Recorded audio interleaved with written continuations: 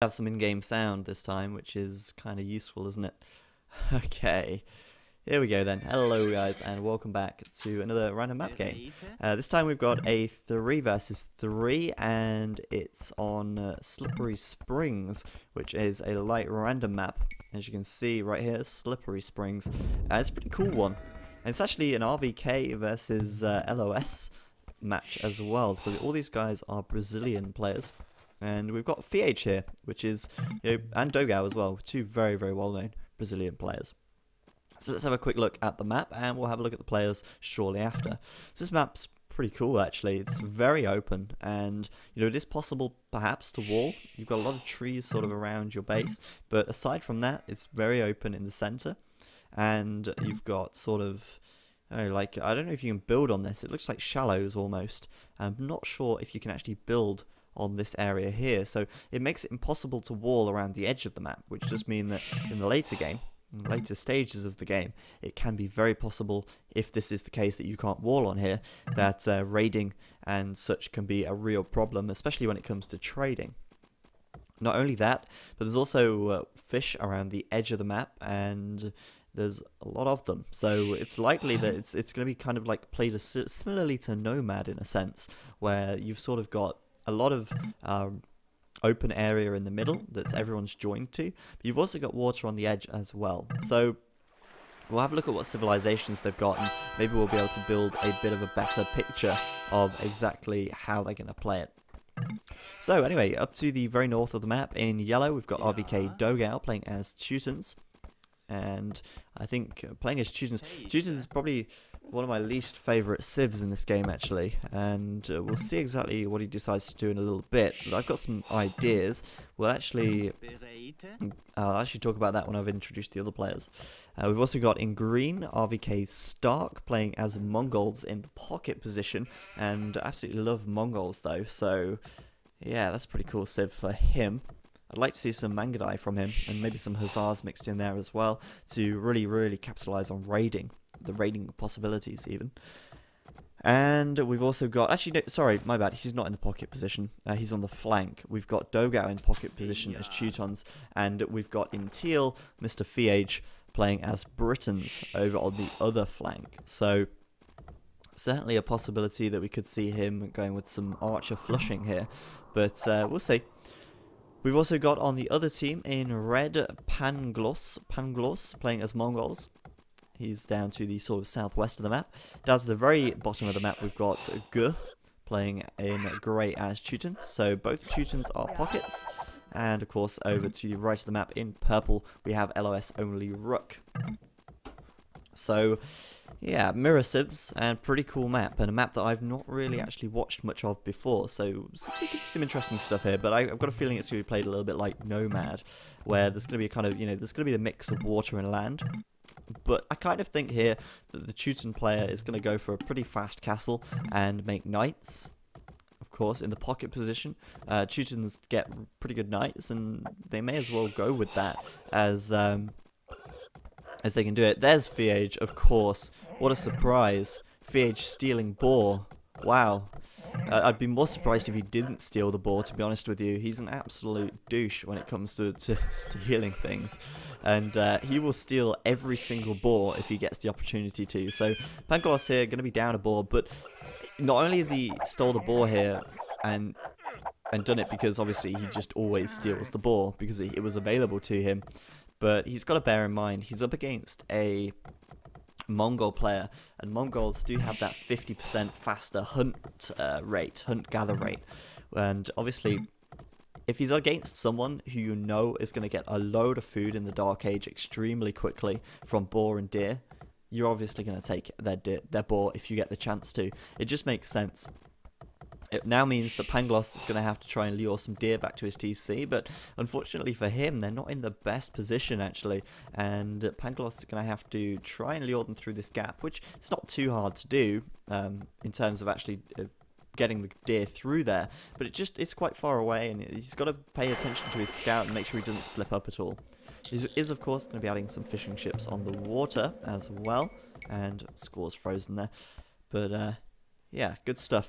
VH then gonna secure himself this third boar, and this is really important for him, I think, now, because obviously he's taken that from the Mongol player, and he may be able to get up faster. Of course, the Mongol player gonna have to go and get some extra, well, spend more time gathering food.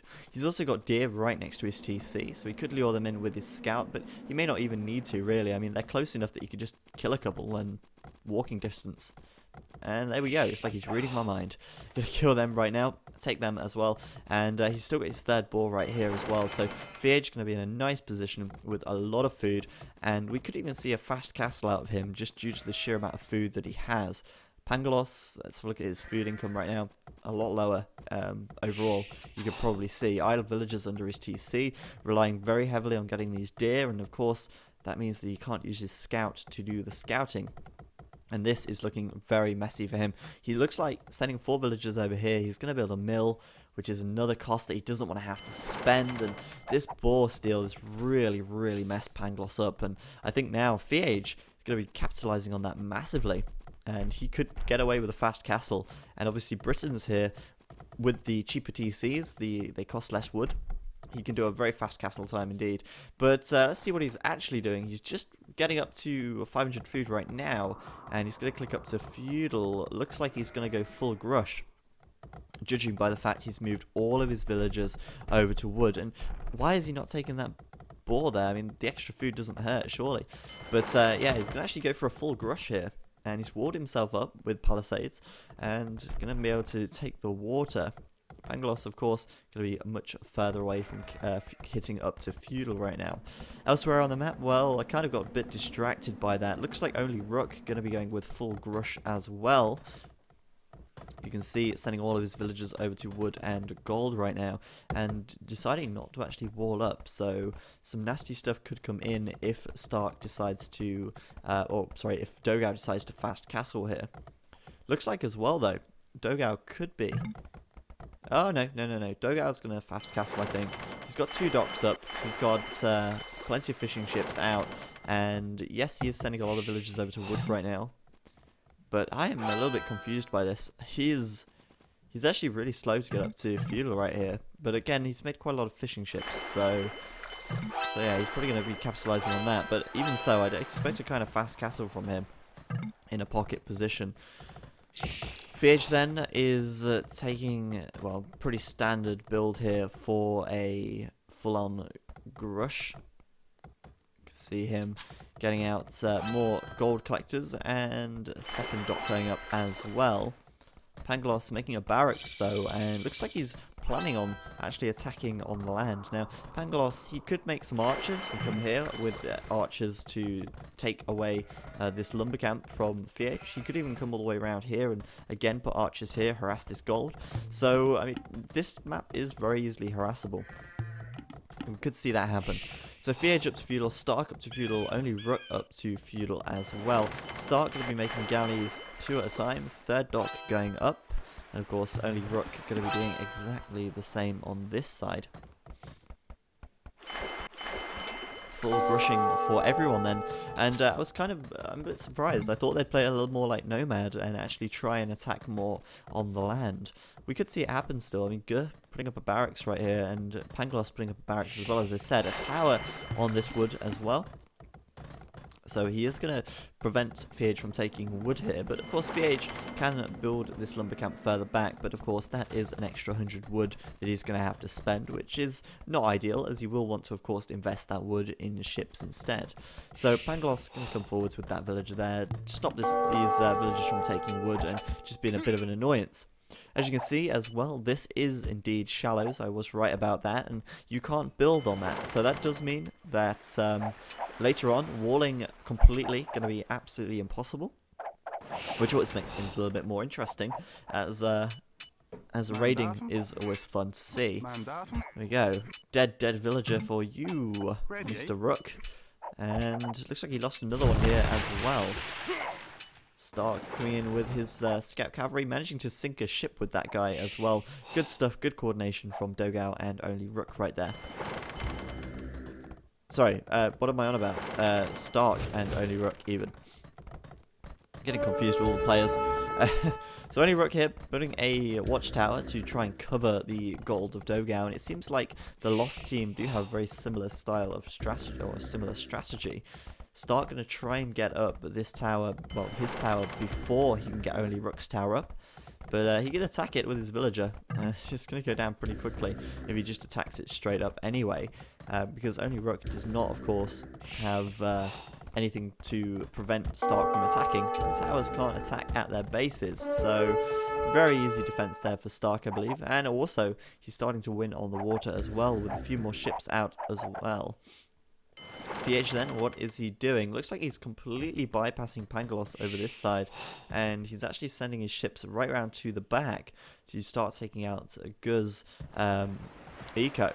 Guth then, he's doing what I kind of thought Dogao would do. He's going for a fast castle right now, and we are going to see knights out of him very shortly. Dogao going to do exactly the same as well, but he is a little slower to get up to the castle age, adding in a stable and a blacksmith so that he's got his 2 feudal age buildings. Big fish boom at the back for him, and a bit of a lesser fish boom for Guh, actually. He really doesn't have many fish at all, and he's about to have less fish thanks to Fiage's galleys coming down here to take these fishing ships out. So Dogao slightly slower to get up to the castle age. I mean, he can click up once this blacksmith goes up. Comparing that to Guh's already about halfway there, but of course Dogao with much bigger economy, 50 population compared to Guh's 34. Dogao then going to be in a very nice position to do a strong night rush once he gets up to castle. So that little time difference there between getting up, probably not going to make such a difference at all, because Dogao going to be able to potentially even go with 3 stables right here and just go huge with the night rushing. So Pangloss's tower did go up, and Fiage now going to take this boar as well as he was taking his deer, deciding, hey, I need a bit of extra food. He was probably thinking something dirty about villagers and things, because we know what he's like. He has the dirtiest mind of any player, I think, that I've ever seen. Getting in the back, managing to harass some of Guh's fishing ships, and I think Guh really missing out here on the fish. He's only gone with 4, well, he's only got 4 at the moment, and that's less than even only Rook has, and he's on the flank, so that's not looking good at all. His score really starting to drop behind compared to the other guys in this game. He is up to castle though, and that does mean we're going to see knights from him. There's the 3rd stable from Dogao. I'm not surprised in the slightest. Guh, on the other hand, he's only got 1. He's got no ambition. I'm telling you, he needs more ambition. He needs some more pizzazz. He needs a bit more oomph, and go like Dogao has, and go with 3 stables, because 1 just simply is not enough. So Guh here, 1 stable, a little bit lackluster, if anything. And Fiage here, as you can see, fully walled, so not going to be bothered by that in the slightest.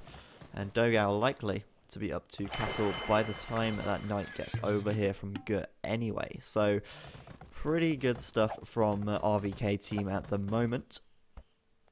In fact, I don't know if I could say RVK team. I mean, Fiage is part of RVK, but he's using his Slipknot clan tag, which is something that he really wants to get going again. I think I said that.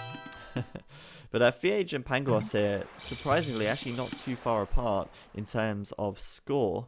I think Pangloss about 80 behind. But of course, after losing his boar to Fiage as well, that's pretty not too bad. Looks like that's about to change though, as Fiage is coming in with quite a few galleys here. Certainly has the numbers advantage, I'd say.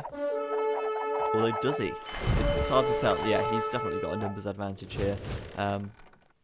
See who micros this better, I suppose. They're moving the ships back and forth to try and out-micro their opponents.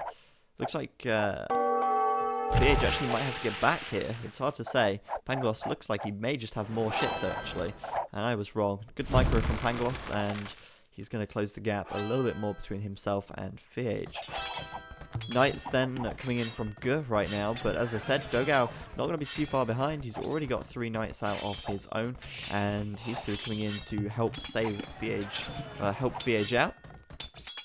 +1 defense done for Guh, and +1 attack as well, as opposed to the +1 for Dogao.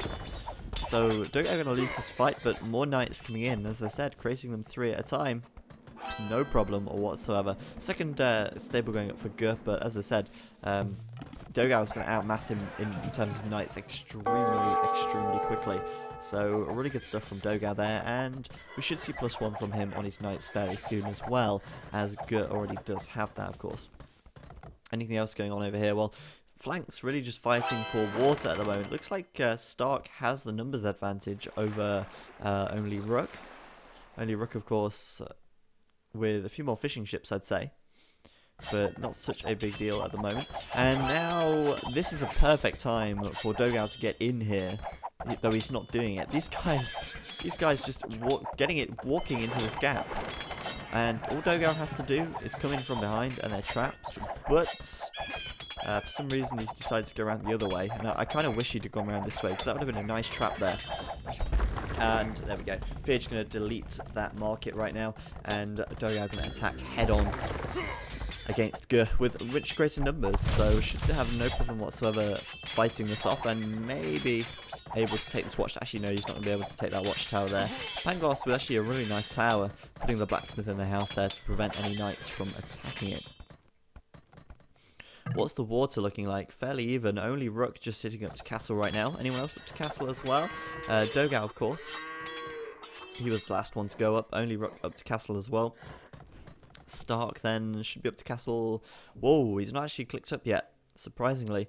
He does have a numbers advantage in terms of galleys by the looks of things, but actually not up to castle yet, and that's kind of bad for him, because obviously only Rook already up to castle right now, and he's going to be upgrading to Bodkin Arrow, done, and War Galley, which is going to be done in just a moment's time. And Stark going to lose a lot of galleys, I think, right now, as he's trying to get in here.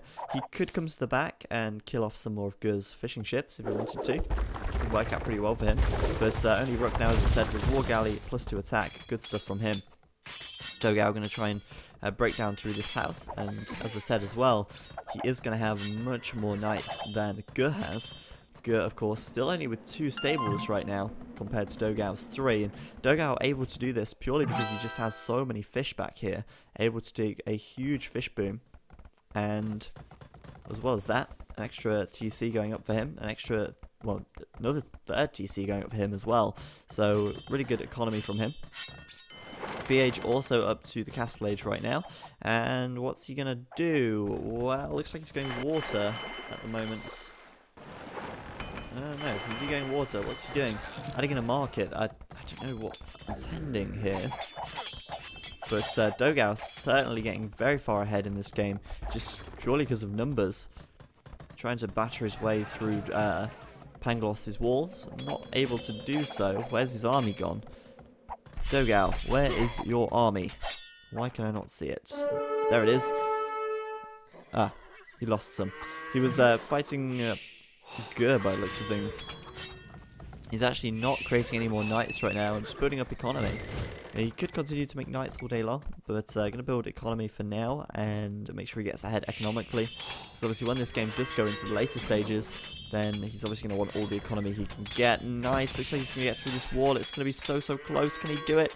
He's got to be on the ball here. Oh, that was really close. He might get this corner piece though. Ah, I'm just being optimistic. Pangloss going to be able to wall in behind this very easily, and it doesn't look like Dogao's actually going to get through at all, which is pretty unfortunate for him, but at the same time it's good because Pangloss wasting stone on making walls, and that means he can only afford to get 1 TC down right now rather than 2, which is obviously going to put Dogao ahead economically. War Galley is done for both VH and Pangloss on the water right now, both of them having a bit of a battle, but VH with definitely a much superior army at the moment. Many more ships for him, chasing them down, and Stark, his poor navy, it's non-existent, but he might be able to pick off a few ships, it looks like, actually, yeah. He took out some of Gu's ships at the bottom, and he may do the same to Pangloss up here, taking out some fishing ships where he can, just to slow down their food income a little bit, and there we go, targeting the fishing ships straight away, taking them down, and obviously it's a bit of a suicide run because he knows these galleys are lost. Problem is, he's also losing fishing ships right now as well, and Dogao, with such a big fish boom at the back, or so many fishing ships, he's going to lose them as well, because Dogao hasn't made any galleys on the water at all. What he could do though, is start to make some. kind of want to see that happen, but, you know, it could be the case that RVK loses the water here, as only Rook is going to be able to push to the back and take out some fishing ships fairly easily. However, on this side, we've still got Fiage, but he's going to be going 2v1. Only Rook and Pangloss merging their armies together here, and Fiage comes out on top. That's going to be pretty impressive stuff, but with two armies facing his own, it looks like the numbers could be in favour of Rook and Pangloss here. So Fiage having to go back, not good at all for him. But at the same time, economy is a bit meh, to be honest with you. I was actually going to say you could have a really good economy, but it's looking a little bit ropey, to say the least. Raiding coming in from Gert over at Stark's base. Stark with a lot of crossbows though, and I actually would prefer crossbows on this map because they do have that range, and obviously having a range is a big advantage, as it does mean you can attack from a distance. Here, for instance, they'd be able to kill villagers. Here, they'd kill villagers, whereas knights would not be able to. So crossbows, a little bit more versatile than knights in my opinion, but obviously not quite as strong in head-to-head combat. Dogao now, though, going to bring in some knights just to help his teammate out. +2 attack and +2 defense done for him. And Gur with just +1/+1 at the moment. A little bit further behind in terms of upgrades. Going to be coming into Dogao's base right now. And as I said, this cannot be walled. So Knight's going to have a very free and easy time sort of getting in here. And we could see Dogao losing quite a few villagers. He's already lost a lot of fishing ships at the back. And only Rook really capitalising on the fact that he's won the water here. Looks like Fiage just had to get right back as well, which is never good at all. But Dogao with a very quick wall here, and I'm a little bit annoyed that I missed that actually. That probably would have been quite nice. I know Dogao is very good at micromanagement, and this wall here preventing these knights from getting in. Pretty effective stuff. Gonna bring his own knights in right now, and out upgraded and outnumbered. Probably going to lose this fight right here. But he's continuing to harass wherever he can, picking off villagers very easily indeed. 1, 2, 3 go down, and potentially even more down in this area. There's another one. Hitting Dogao's economy pretty hard. And Dogao not going to be too impressed by that at all. Only Rook. It's funny to see the ship sort of going along the waterways. Oh, jeez, I totally forgot about that. Obviously, if these are shallows, it means the ships can go on them, which means that you can send ships through the middle of the map, just to top things off. So, only Rook gonna bring his ships down here, over the land, as you do, and he can hit this gold. He can hit these knights, and he can do damage from land with ships. So, cannon galleons here, if any of them decide that cannon galleons, wait, get cannon galleons? Yeah, Mongols. Could see cannon galleons, which would be fun. That would be really fun. But anyway. Only Rook now then with his ships on the land, that's hilarious. But Stark gonna send a army of crossbows over to Gur, and Gur looking pretty down. An extra 2 stables going up, so finally he's got some pizzazz, he's got some motivation to go huge, and he is gonna be getting another 2 stables. Will he be making a lot more knights though? Well, we will see. We will see indeed. Stark here coming in with the crossbows though. That's enough crossbows to deal with these knights pretty effectively. Does he have a university? Not by the looks of things, so no ballistics, which means obviously he's going to be a little bit inaccurate. Missing every volley of arrow there imaginable. Now what's going on the water? Fiage, wow, pretty big navy from him. He's going to be taking the water back off of Pangloss and only Rook by the looks of things. But what's it looking like in terms of Imperial upgrades? Anyone actually clicking up to Imp yet? Doesn't look like it. I don't think they will be for a while, and wow, that drill in the background. Can you hear that? I think you probably can. Hopefully that's not going to be going on for too long. No one up to Imp yet though, and that is not really too surprising. They've all been making a lot of Castle Age army. And I like the mix of water and land here, it's pretty nice. Dogao putting up a castle right here to protect his eco from the ships of only Rook. And only Rook going to be unable to harass this gold at all now once this castle goes up. He could get in here though and kill some villagers, but Dogao's got his knights here, and their knights will be able to kill off ships pretty easily actually. It doesn't seem like he wants to go in, but he could do, as obviously ships do pierce damage, and knights have I was going to say, good pierce armor. They're going to high attack as well in comparison to the boats. So, Knight's going to take out boats pretty quickly. Castle going up though. That's going to be all safe and sound. PH going in on the water right here, but see engagement. It's kind of like patrolled in, but not patrolled in the right place. And he's just ended up losing a load of ships for absolutely nothing. What a waste. Fee, man, that was really, really wasteful. He's upgraded guard tower as well. Interesting stuff. He's playing it really weirdly. He could have actually won the water there had he just patrolled in normally and patrolled in the right direction or in the right way. But looks like he may just get pincered. Some war galleys coming in from the top and from the bottom. And Fiage going to find himself in a bit of a pincer maneuver as obviously only Rook and Pangloss come in right here and sandwich him. Whoa, big fight going on at the bottom. Gus still is lacking upgrades compared to Dogao, but he is starting to win that even so, with much more numbers it seems, with 30 cavalry out right now on the map for him, 30, what are they called, 30 knights, compared to Dogao's 42 actually, so Dogao should easily win this if he groups his knights up. He has numbers advantage and he has upgrades advantage as well, not only that, but he's about to go up to Imp. He's got more knights coming in, and Stark is bringing in some crossbows as well for good measure. Time to run away, Guh. Get out of there. You are going to die very quickly if you're not careful. This would, as I said, vamos. Go, go, go. Go quicker. Vamos. And yeah, so as I said earlier, Stark can easily attack here, which is what knights are unable to do. And that's going to be a lot of dead villagers for only Rook, and what a big army right there. We should see as well Cavalier being upgraded for Dogao right now. Having a look at his stables, there's Cavalier, there's plate body armor. He's going to be having very, very heavily upgraded paladins fairly shortly.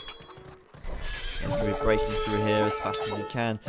Doesn't look like then that LOS team going to be able to do all that much. I missed the engagement on the water, but Fiage coming out on top over there, managing to push Rook back and take out the entirety of Pangloss's army, navy even.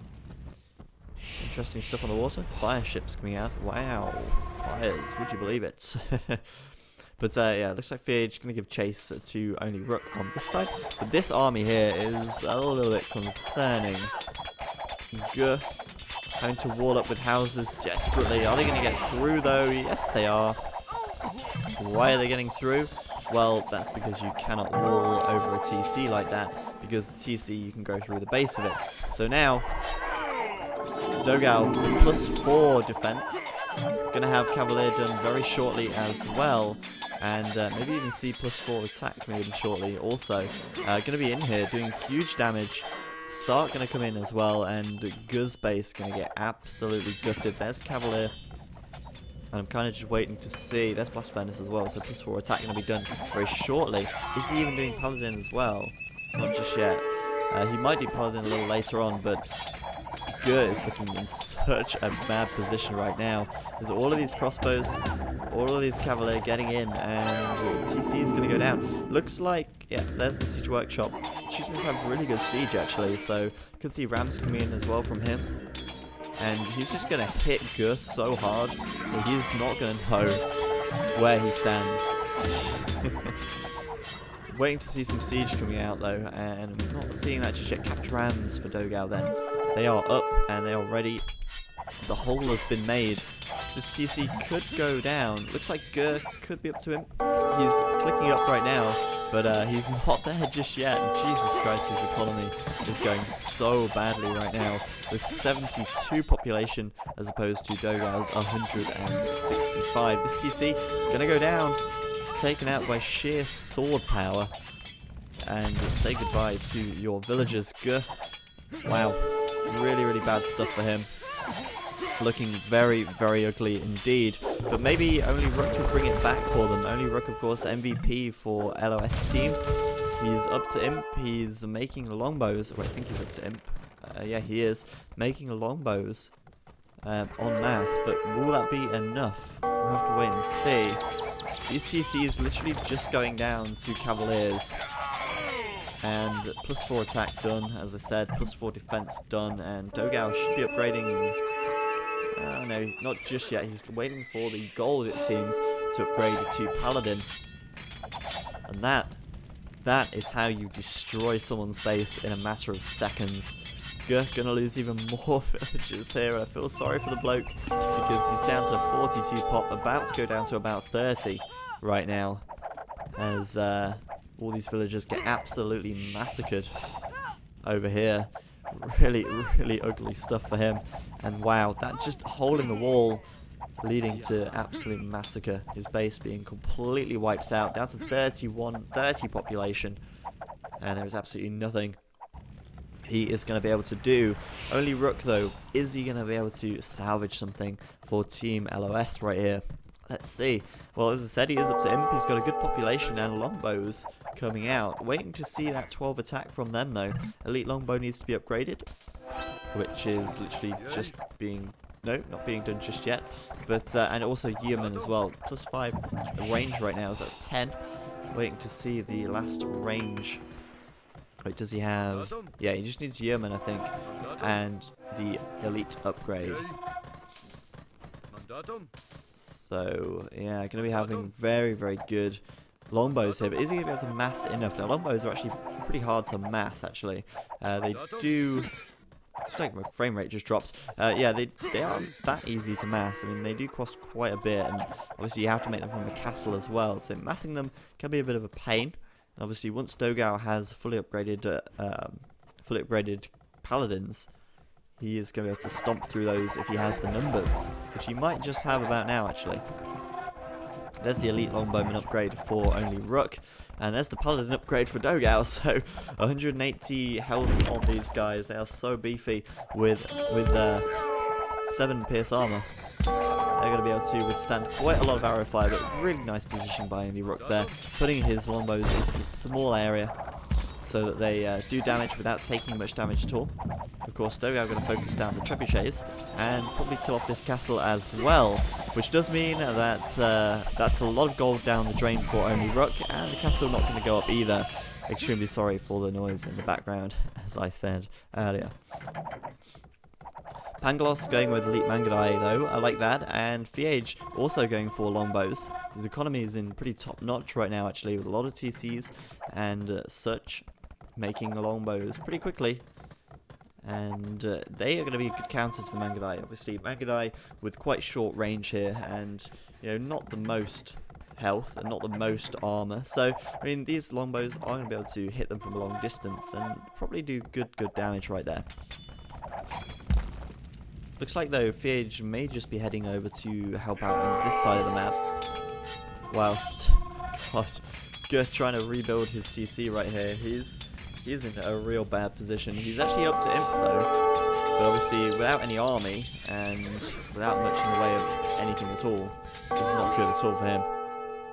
Now, what Dogao could do is actually finish him off right here. If he makes some more rams, he could come in with some rams, take out this wall, and say goodbye to the rest of your economy. He could take him out from the game, but at this stage, it's pretty much a 3v2 anyway. And I'm feeling pretty confident for the RVK team. A lot of longbows coming out for only Rook though, and if he does go undisturbed for some time, he is going to be able to keep getting more and more out. But it looks like Dogao's going to intercept these trebs once again. Is he going to be able to get there? Yes, he is. So Dogao should be able to keep taking out only Rook's trebuchets, and that's kind of messy for him. It's not nice at all. Obviously, he wants his trebs to stay alive, and Dogao is just ruining the fun for him. So many paladins right now, almost on 200 population, and looks like it's going to be paladins versus elite Mangudai, which of course they do pack a punch. Fiage bringing in some skirms for good measure, and whoa, that's a lot of skirmishes coming out right there. Fiage going huge with the archery ranges. And this is a good combination, paladins and skirmishers versus rams and Mangudai.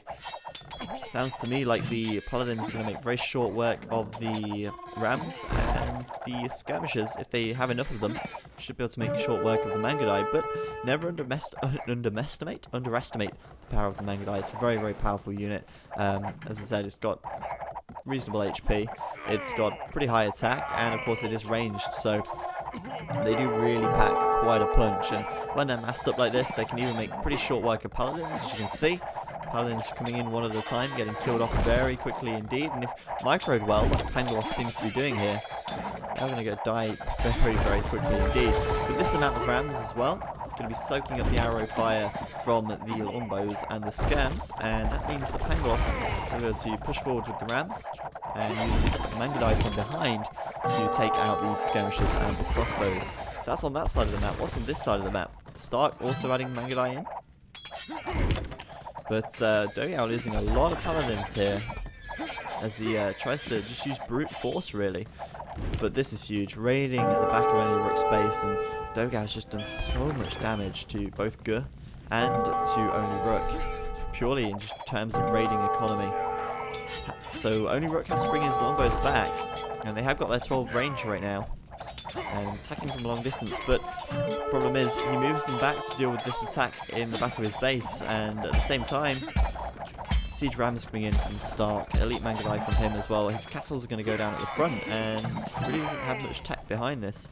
He doesn't have any more military production buildings, and if he loses these castles, then he's lost all of his longbows, and that's a bad thing for him. So there we go, Guh resigns, Only Rook resigns, and it looks like Pangloss is about to go as well. Very well played by RVK team there. And I'd say, you know, that attack by Dogao on Guh, just absolutely destroying his base. It was like over in an instant. Guh just did not expect it, I don't think, and it came out of nowhere. So obviously taking him out of the game, the pocket of course expected to really help his flanks out later on, and that then enabled Dogao to team up with Stark and Fiage on either side of the map and really just push forwards and do huge damage over on the flanks. So very well played by those guys. Not going to add. That's going to be very